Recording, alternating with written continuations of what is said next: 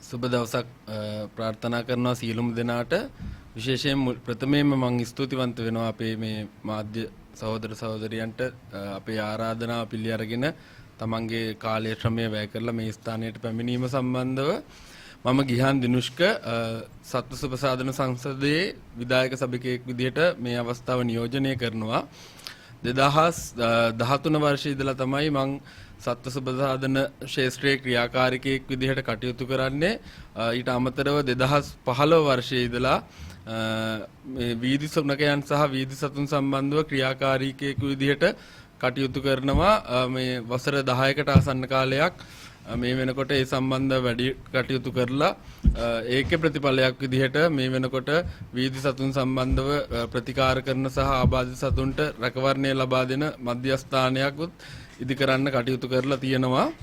ඉතින් ඇත්තටම 2015 වගේ වර්ෂවල අපි මේ වීදි සතුන් සම්බන්ධව මේ ශාස්ත්‍රයට පාතබනකොට අපිට ඇත්තටම අදහසක් තිබුණේ නැහැ මේ සත්ව නිෂ්පාදන දෙපාර්තමේන්තුව පිළිබඳවවත් සෞඛ්‍ය දෙපාර්තමේන්තුව පිළිබඳවවත් මේ ජල භීතිකා පාලනය ගැනවත් මේ කිසි දෙයක් ගැන අවබෝධයක් නැතුව අපි මේ ශාස්ත්‍රයට ආවේ මේ පාරක ඉන්න රියානතුරකට ලක් වෙලා රෝගී වෙලා ඉන්න සතෙක්ව දැක්කහම ඒ සතාව අපේ මැදිහත් වීමෙන් රෝහලකට යොමු කරලා එයාට ප්‍රතිකාර කටයුතු කරලා එයාව සුවපත් කරලා නිවසක් සොයලා දීලා වගේ වැඩ කටයුතු වෙනුවෙන් තමයි සතුන් වෙනුවෙන් තියෙන ආදරය වෙනුවෙන් තමයි අපි මේ ශාස්ත්‍රයට ආවේ. ඉතින් කාලයත් එක්ක මේ සම්බන්ධ වැඩ කටයුතු කරනකොට තමයි අපි තේරුම් ගත්තේ මේක මේ වෙනකොට මේ අපේ රටේ වීදි සතුන් සම්බන්ධව තියෙන ගැටලුව අපි හිතනවට වඩා දුරදිග යන ප්‍රශ්නයක් වෙමින් පවතිනවා කියන එක සහ මේ වෙනකොට අපේ කරමත සමාජ වගකීමක් පැවරිලා තියෙනවා මේකට මේ ප්‍රශ්නය විසඳන්න අපේ දායකත්වයක් දෙන්න ඕනි කියන එක. මොකද කෙනෙක්ට ප්‍රශ්නයක් වෙන්න පුළුවන් මොකද මේ රජයේ පාර්ශවයක් සම්බන්ධව තියෙන ගැටලුවකට මේ තුන්වෙනි පාර්ශවයක් විදිහට අපි මැදිහත් වෙලා ඉන්නේ කියන එක. කවුරු හරි හිතනවා නම් මේ රජයේ පැත්තෙන් හරි මේක සත්ත්ව නිෂ්පාදන දෙපාර්තමේන්තුවට බාර දෙන එකේදී අපිට පෞද්ගලිකව වරප්‍රසාදයක් හෝ වාසියක් තියෙනවා කියලා. එහෙම කිසිම වාසියක් හෝ වරප්‍රසාදයක් මේ සත්ත්ව සුබසාධන සංවිධාන වශයෙන් අපි කිසිම කෙනෙකුට නැහැ කියන එක මේ වෙලාවේ ප්‍රකාශ කරන්න ඕනේ. අපිට අවශ්‍ය වෙලා තියෙන්නේ මොකද අපි දන්නවා මේ වසර 10ක් පුරාවට දිනකට විවිධ ප්‍රදේශ වලින් අපිට පණවිඩ එනවා රෝගී වෙලා සතුන් හිංසාවට ලක් වෙලා එමත් නැත්නම් ආබාධිත තත්ත්වයටපත් වෙලා විවිධ කාරණා පිළිබඳ මේ වීදි සතුන් සම්බන්ධ පණවිඩ අපිට ලැබෙනවා. ඉතින් අපේ තියෙන ධාරිතාවය මත මේ සියලුම පණවිඩ වලට ප්‍රතිචාර දක්වන්න ප්‍රායෝගිකව අපහසුයි. ඒක අපිට විතරක් නෙමේ අපේ සහෝදර අනිකුත් සත්ව සුබසාධන සංවිධාන සහ ක්‍රියාකාරීන්ටත් ඒක ඒ විදිහමයි. ඒකයි අපිට උවමනා වෙලා තියෙන්නේ මේ ප්‍රශ්නයට හේතුව වෙලා තියෙන මේ වීදිවල සුනකයන්ගේ ගහණය වැඩිවීම එක අතකින් ඒක මිනිස්සුන්ට සමාජ ගැටලුවක්. උදාහරණයක් විදිහට විශේෂයෙන් ත්‍රිරෝද රථ සහ මේ මෝටර් සයිකල් ඒ යතුරුපැදිකරුවන් විශාල වශයෙන් අනතුරට ලක් වෙනවා. ඇතමෙක් මිය යනවා. සමහරු පූර්ණකාලීනව ආබාධිත තත්ත්වයට සහ බරපතල තුවාල ලබනවා. ඒ මිනිස්සුන්ගේ පැත්තෙන් එහෙම වෙනකොට සත්තුන්ගේ පැත්තෙනුත් ඒ අනතුරු වලට ලක් වෙන සත්තු වීදිවල දුක් විඳිනවා, ආබාධිත වෙනවා, මිය යනවා. මේ පාර්ශවයන් දෙකටම සාධාරණයක් ඉෂ්ට කරන්න මේ ගැටලුව සහ මුලින්ම අවසන් කරන්න අපේ මැදිහත් වීම දෙන්න අපි කල්පනා කරලා මේ සතුන්ට ප්‍රතිකාර කරන එකෙන් එහාට තව පියවරක් තියලා අපි මේ වන්ද්‍යා කරන සත්කම් සිදු කිරීම සහ ජල භීතිකා එන්නත් ලබා දීමට සංවිධානයේ වශයෙන් මැදිහත් වෙලා තියෙනවා. ඒ ඔස්සේ කලින් අපේ ડોක්ටර් සදාන් කරා වගේ වසරකට රජය හරහා 30000කට ආසන්න ප්‍රමාණයක් වන්ද්‍යා කරන සත්කම් සිදු වෙනකොට මේ සංවිධාන හරහා 35000කට වැඩි ප්‍රමාණයක් වන්ද්‍යා කරන සත්කම් සිදු කරලා මේ සුනක ගහන පාලනය සිදු කරන්න දායකත්වය ලබා දීලා තියෙනවා. නමුත් අපි ගොඩක් වෙලාවට සමාජය දකින්නේ මේ සුනකයන්ගේ ගැටලුවේදී චෝදනා ලබන්නේ මඩ වදින්නේ මේ සියලුම දේ බොහෝ වෙලාවට මේ සංවිධානයන් වලටම තමයි මේ හැම චෝදනාවක්ම ඇගිල්ලක්ම දික් වෙන්නේ. අනිත් පැත්තෙන් මේ ජල භීතිකා එන්නත් වසරකට 50000කට වැඩි ප්‍රමාණයක් සංවිධානවල මූලිකත්වයෙන් ලබා දීලා තියෙනවා.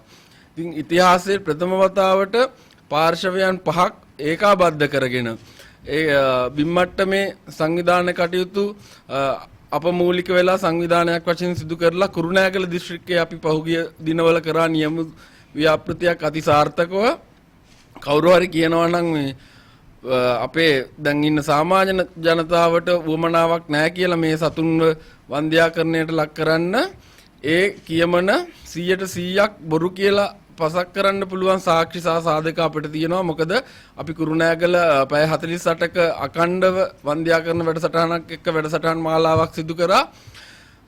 දුර බැහැර පැතිවලින් පවා මිනිස්සු තමන්ගේ රතවලින් එහෙම නැත්නම් කුලියට ගත්තු රතවලින් සතුන් රැගෙන ඇවිල්ලා සාර්ථකව මේකට දායකත්වය ලබා දීලා තමන්ගේ සතුන්ව වන්ද්‍යාකරණය කරන්න ජල බීතිකා එන්නත් ලබා ගන්න මූලික වුණා.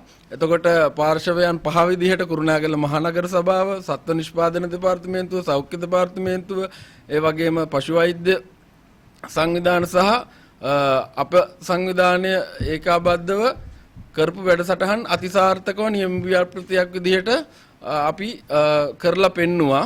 ඉතින් සමාජ ජාල මාධ්‍යවලත් අපි මේ දිනවල දකිනවා බොහෝ තැන්වල පාර්ශවයන් අතර ගැටීම් ඇති වෙන එක පාර්ශවයක් කියනවා මේ වීදිවල සිටින සතුන්ගේ ගැටලුව දැන් දුරදිග ගිහින් වැඩි මේගොල්ලන්ට විසඳුමක් ගේන්න කියලා. විසඳුමක් ගැන කතා කරනවා නම් විසඳුම් දෙකක් අපිට යෝජනා කරන්න පුළුවන්. එකක් තමයි මේ සතුන්ව සමූල ලෙස ඝාතනය කරන එක.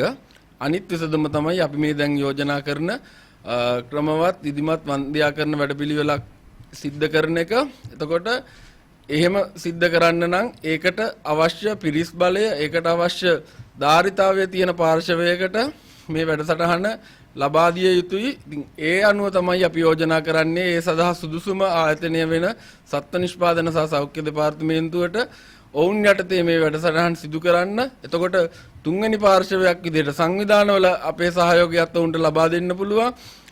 අඛණ්ඩව ක්‍රමවත්ව මේ වැඩසටහන් පෙළ සිද්ධ කරොත් අපි හිතනවා වසර 5ක් 10ක් අතර කාලය තුල මේ ප්‍රශ්නය උඩ දුවන්න නොදී, කියන්නේ හිගන්නගේ තුවාලය වෙන්න නොදී මේ ප්‍රශ්නය විසඳ ගන්න පුළුවන් කියන එක අවාසනාවකට මේ වසර 5කට 10කට වැනි කාලයකින් විසඳ ගන්න පුළුවන් ගැටලුවක් පිළිබඳ අවුරුදු 20කට වැඩි කාලයක් සාකච්ඡා සිද්ධ කිරීම අභාග්‍ය සම්පන්න තත්ත්වයක් ලෙස මම දකිනවා. කියන්නේ මේ සාකච්ඡාවලට යොදවපු කාලය මේ වෙනුවෙන් විධිමත් වැඩපිළිවෙලකට යොමු කරා නම් මේ වෙනකොට මේ ප්‍රශ්නේ විසඳලා මේ තියනවා කියන එක මම විශ්වාස කරනවා.